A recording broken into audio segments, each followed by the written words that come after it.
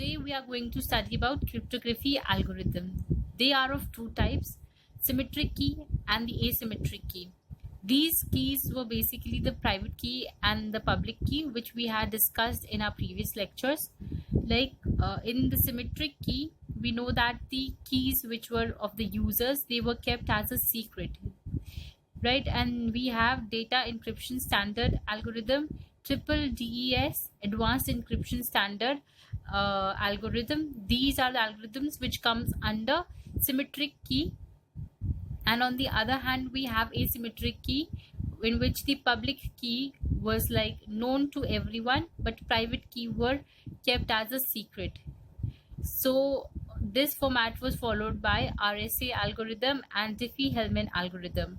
Right now, let us just discuss briefly what are these algorithms all about. DES algorithm, this says it encrypts 64-bit block of plain text using 64-bit keys, right? Which means that the 64-bit block of plain text can be encrypted by using DES algorithm, and it uses 64-bit key as well, out of which 56 usable bit were there, as the last of each of the 8 bits in the key is a parity bit for those bytes. That is, 8 out of 64 bits are the parity bits. It means that if we have a continuous block of 64 bits, then after every 8th bit there was a parity bit present, so which made it to appear that only 56 bits were the data and the rest of the 8 bits were the parity bits.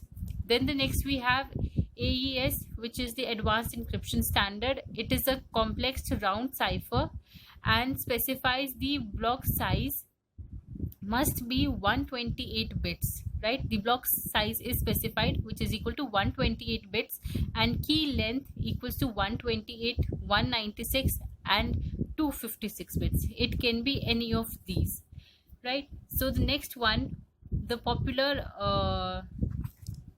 algorithm which is mostly asked in exams, is the RSA algorithm, and many numericals are also asked upon this. So let us just generally discuss it first, then we will solve one question upon it.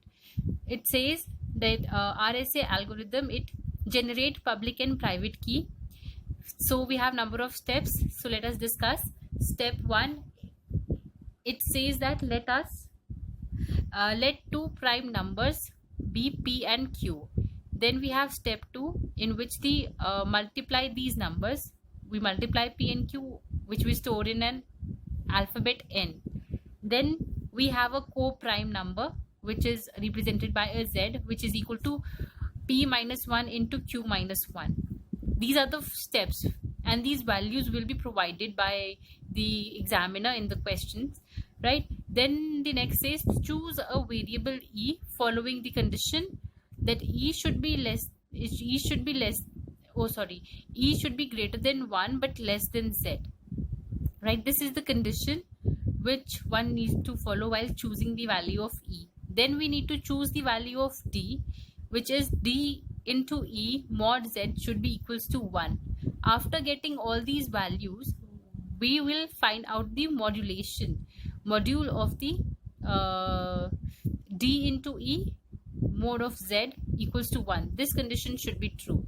Then we will find the public key and the private key for our question, right? So here we represent the public key as KU and private key as KV. So KU can be represented by E, the number which we had selected, and N, the one which we had got after multiplying P and Q. And KV is the private key, which will be represented by a D and N. So suppose if the message is M, then how are we going to represent our data while encryption? It will be equals to encrypted data. Suppose it is represented by a C equals to mod raised to power E, sorry, not mod, message M raised to power E mod N. And at the decrypting end, what we are going to do, the message which we have got is the encrypted one, the C raised to power D mod N equals to M. So here you might be thinking like, what are these steps, what is happening? So let us just take one example so that it can be more clear to you. So here is an example. This question was there in exam of 2013 in June paper. So what it says, using data p equals to 3, q equals to 11 and n equals to p into q. Here what happened, the d is given to you as 7 in RSA algorithm. Find the ciphertext of the given plain text Suzanne. So what all things are given to you? P equals to 3, q equals to 11. We just write them down, and we know how to find out the value of n. It is equal to p into q. This is also given to you in the question, so we get 33. Then z, this thing you should know how to find out z. Z equal to p minus 1, q minus 1, which is equal to 10 into 2, which is equal to 20. So we need to follow this step, remember this step in fact. And after that we are given the value of d, which was equal to 7 over here.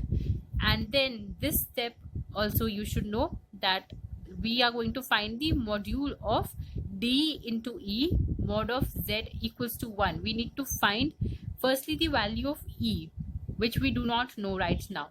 So we know the value of d is equal to 7 and z equals to 2. So we need to find some value such that when they two are multiplied and we find out the mod with 20, then their result should be 1. So we know that the 7 3s are 21. 21 mod 20 equals to 1. Mod, we know that the our result is the remainder of the answer. So over here our value of e becomes 3, right? So we are going to represent our keys now, ku and kv. We have studied that ku is represented by e comma n equals to 3 comma 33 and ku equals to d comma n equals to 7 comma 33. So our message was Suzanne. So what are we going to, we cannot like find the mod of s u z because this is a numeric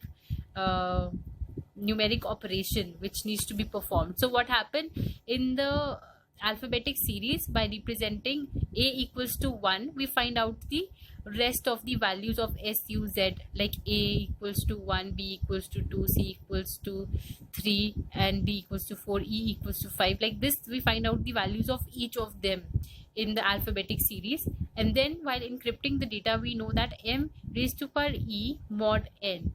So here we know that s is represented by 19. So s equals to 19. So our data or the message which we are sending is equal to s.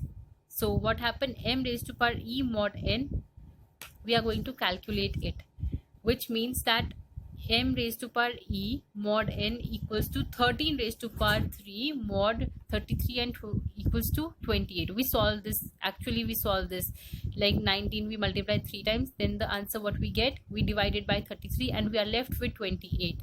So what happened, our answer is 28. But in alphabetic order we know that our digits are, our alphabets are only till 26. So the total number of alphabets in English are like 26. So we subtract 26 out of 28. So we are left with 2 and we know that 2 represents B. It is the B. So we know that S is represented by B. So if our over here only if we can see any option which is starting with B, then that will be our answer.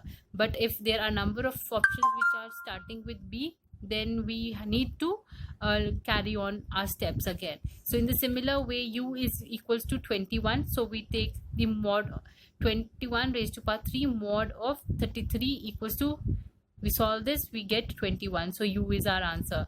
Like this we perform our all the steps and we get our answer as Suzanne becomes Butaeez, right? So this is our answer for this question. So what you need to remember in this algorithm is basically these steps, these 7 steps which were there in the RSA algorithm. So just remember these steps. Number of things are given to you in the question itself, so there is nothing to worry about. So just remember few things what you need to do. while encoding and decoding, right? So I hope you would have understood this thing. Let us meet in the next lecture with some new topic. Thank you very much.